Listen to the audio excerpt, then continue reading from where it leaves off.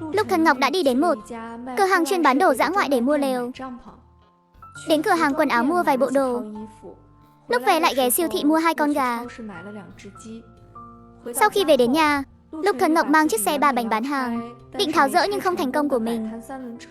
Lái xuống hầm để xe, xếp lại đống thiết bị bán hàng trước đó lên xe, còn chất thêm cả những thứ vừa mua hôm nay lên nữa. Lục Thần Ngọc ở phía trong cửa thung lũng một chút, chọn một nơi bằng phẳng và bảo tu, cùng mọi người chuyển đồ trên xe 3 bánh xuống, đồng thời dẫn dắt mọi người cùng dựng lều. Chưa đầy 5 phút sau, chiếc lều đã được dựng xong. Đây là thứ gì vậy? Vừa nãy còn chưa có, sao đột nhiên lại hiện ra thế này? Chỉ có thứ to lớn và đẹp đẽ thế này mới xứng đáng với tế tư đại nhân.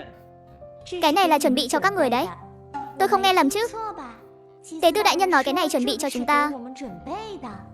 Hai nhóc Vân và Vũ có quan hệ khá thân thiết với Lục Thần Ngọc, nên đã đánh bạo đi vào xem thử. Cha ơi, nền đất bên trong mềm lắm. Cha ơi, bên trong có thứ gì đó phát sáng kìa.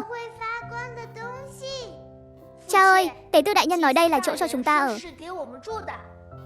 Giọng của hai đứa nhỏ không hề nhỏ, xung quanh lại không có âm thanh nào khác, nên mấy câu này ai cũng đều nghe thấy, bao gồm cả người của bộ lạc Thạch Nhai ở ngoài thung lũng. Trong lều, Thanh Hồng nhìn con gái mình và Vũ. Vân đang chơi trên chiếc giường hơi, bỗng nhiên bật khóc. Chắc chắn là ngày hôm qua, tế tư đại nhân đã nhìn thấy nơi chúng ta ở, thấy không tốt, nên mới mang thứ này đến cho chúng ta.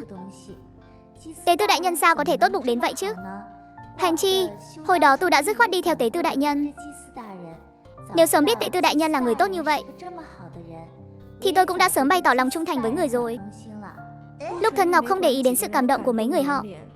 Thấy người của bộ lạc Thạch Nhai đối diện vẫn chưa đi, nên cô liền rời khỏi lều và lấy 2 con gà mua hôm qua ra đây. Cô đi đến trước chiếc xe 3 bánh bán hàng của mình, nổi lửa nấu cơm. Sắp được ở nhà mới rồi, dĩ nhiên là phải ăn một bữa cơm tân gia rồi nha. Cậu ra bờ sông rửa nấm đi. Rửa xong thì mang qua đây. Người của bộ lạc Thạch Nhai thật thiếu hiểu biết, lại còn thấy một cái lều như thế này, cứ như thể xuất hiện từ hư không vậy. Có người liền quay về báo cáo cho những người ở lại bộ lạc. Bất, tế tư đại nhân ở bên Ác Chi Cốc đã thi triển ma thuật. Ma thuật, Ác Chi Cốc trong truyền thuyết không cho phép bất kỳ con vật sống nào tồn tại, mà ác ma trong truyền thuyết sẽ thi triển ma thuật, ăn sạch linh hồn của những kẻ dám bước vào Ác Chi Cốc. Chẳng lẽ ác ma cuối cùng cũng không nhịn được nữa sao? Không xong rồi, người của bộ lạc vẫn còn ở đó. Bất dẫn người vội vàng chạy tới, lại gần nhìn thử. Người của bộ lạc vẫn bình an vô sự, chưa xảy ra chuyện gì, lập tức thở phào nhẹ nhõm. Thứ ở phía đối diện là cái gì vậy? Nó xuất hiện từ lúc nào thế? Rõ ràng hôm qua vẫn chưa có mà. Họ nhìn thấy nhóm người tu, trên tay mỗi người cầm một vật màu trắng, xếp hàng chờ tế tư đại nhân chia đồ ăn cho. Ngửi thấy mùi thơm bay tới từ phía đó, phía bộ lạc Thạch Nhai bắt đầu dục dịch. Thơm quá, thứ đó chắc chắn là ngon lắm. Nói nhảm, đó là do đích thân tế tư đại nhân nấu đấy. Chắc chắn là rất ngon rồi. Tôi nghe nói tế tư chỉ nấu cho người bệnh ăn thôi. Nhóm của tu bị bệnh sao? Không đời nào. Tôi thấy họ ai nấy đều cười rất tươi, không giống như đang bị bệnh. Cái thứ xinh đẹp kia là nơi để ở sao? Tôi thấy họ đi vào trong rồi. Đẹp thật đấy, mà đẹp thì có ích gì? Tôi thấy gió mà thổi qua một cái là nó bay mất ngay. Không thể nào, đó là đồ của tế tư đại nhân. Gió làm sao mà thổi bay được? Thích thật, thứ đó trông như là để cho người ở vậy. Bên trong chắc chắn là ấm áp lắm. Nhóm của tu sướng thật đấy, có thể được ở trong một nơi xinh đẹp như thế.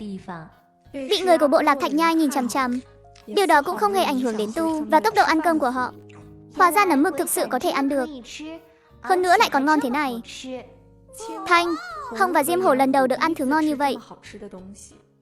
Kể từ khi gặp được tế tư đại nhân, ta mới biết hóa ra thịt phải chặt ra từng miếng. Hóa ra thịt đem luộc cũng ngon đến thế. Đợi sau khi họ ăn no, người của bộ lạc Thạch Nhai đều đã đi hết. Chỉ cần họ đều nhìn thấy lều trại là được rồi. Tiếp theo chỉ cần đợi đám người tu giúp mình quảng bá thôi. Đến đây cũng đã nhiều ngày rồi, Lục Thần Ngọc vẫn chưa có thời gian đi dạo cẩn thận. Cô vừa đi vừa quan sát cây cỏ xung quanh, muốn xem có loại nào mình nhận ra không. Thứ có thể ăn được trong tay mình hiện vẫn còn quá ít. Cho dù có ngon đến mấy, mà ngày nào cũng ăn thì cũng ngán. Đang đi dạo, Vũ chạy phía trước đột nhiên kêu lên một tiếng ái chà. Lúc Thần Ngọc ngẩng đầu nhìn lên, thì thấy Vũ dường như đã rơi xuống hố. Ngay trước mặt họ là một vùng cỏ nước mọc tùm.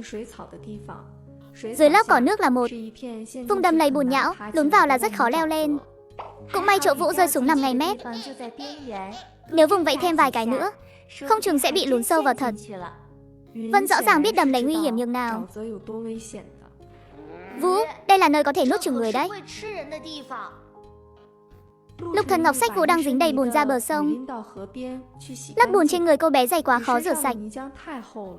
Lúc Thần Ngọc liền tiện tay bứt nắm cỏ nước dưới sông để kỳ cọ cho Vũ. Cũng may đây là đứa trẻ của bộ lạc Nguyên Thủy. Ngày thường vốn đã sống dạn dĩ. Lúc Thần Ngọc lấy cỏ nước trà sát, cô bé không những không thấy đau mà còn cười hi hi. Sao đám cỏ này trông giống xà lách sông vậy nhỉ? Lúc Thần Ngọc nhìn kỹ lại, phát hiện đúng là xà lách sông thật. Lần đầu tiên mình nghe thấy tên loại rau này, còn cứ ngỡ là loại rau được truyền từ các nước phương Tây sang. Thầm nghĩ cái tên nghe cũng Tây thật. Sau này lúc đi học, là loại rau từ các nước phương Tây truyền sang. Nghĩ bụng loại rau này cũng khá Tây. Sau này lúc đi học, ăn cơm canteen trường mấy năm, nên đối với món xà lách sông nấu kiểu đó, tôi đều né xa. Nhưng nói đi cũng phải nói lại, rau xà lách sông này lúc nhúng lẩu lại khá ngon. Lúc Thần Ngọc rửa sạch cá xong thì đứng dậy.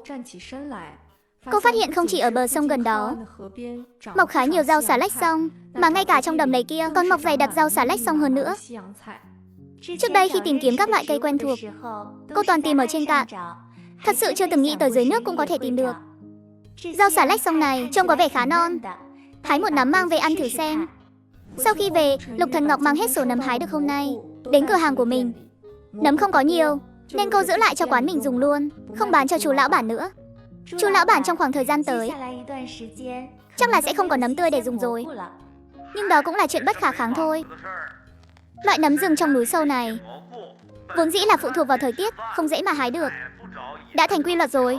Những ngày tiếp theo, Lục Thần Ngọc dẫn Thanh Hồng đi trồng dâu tây và bí đỏ. Người của bộ lạc Thạch Nhai không tìm thấy nấm, nên đồ mang tới trao đổi cũng rất ít. Thỉnh thoảng có vài người ghé qua xem chiếc lều lạ mắt. Ngay lúc Lục Thần Ngọc cho rằng kế hoạch thu hút của mình sắp thất bại, thì cô cuối cùng cũng nhìn thấy Vân dẫn theo người của bộ lạc Thạch Nhai rầm rộ kèo đến cửa thung lũng. Nhưng điểm khác biệt là có người đang nằm trên cáng cho người khác khiêng đến. Sao lại có nhiều người bị thương như vậy? Tế tư đại nhân, xin hãy cứu chúng tôi. Thời gian qua chúng tôi đã đổi được không ít muối, nên quyết định đi săn ở nơi xa hơn, dùng muối để tẩm ướp con mồi săn được, để chuẩn bị lương thực cho mùa đông. Nhưng quanh hang đá rất ít con mồi.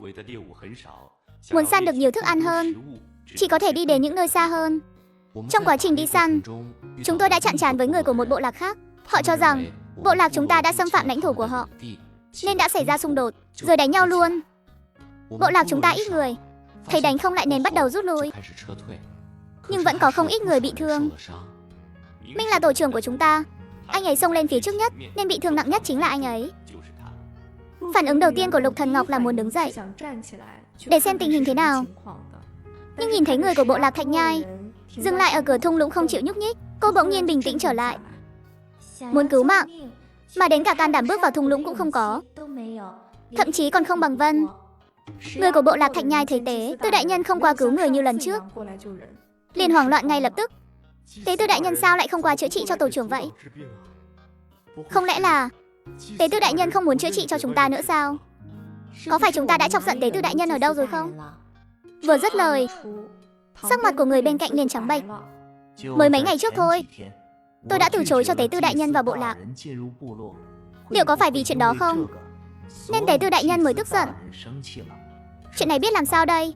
Tế tư đại nhân giận rồi, không đời nào chữa trị cho chúng ta nữa đâu. Vậy những người bị thương phải làm sao? Chờ chút sao? Vân ngẩng đầu nhìn Lục Thần Ngọc, rồi lại nhìn về phía cửa thung lũng. Tế tư đại nhân không đi cứu họ sao? Lục Thần Ngọc không để ý tới Vân, mà lau sạch nước cho Vũ và Thải, rồi mặc quần áo mới vào. Tôi cũng đâu phải lao công miễn phí. Muốn nhờ tôi giúp đỡ thì cũng phải trả giá chút gì đó chứ. Người của bộ lạc Thạch Nhai đợi một lúc thấy Lục Thần Ngọc hoàn toàn không có ý định đi qua. Cô ấy thật sự không thèm quan tâm chúng ta nữa rồi. Sớm quay về bộ lạc là không được. Không thể quay về. Chỉ có tế tư đại nhân mới cứu được Thu, không thể quay về.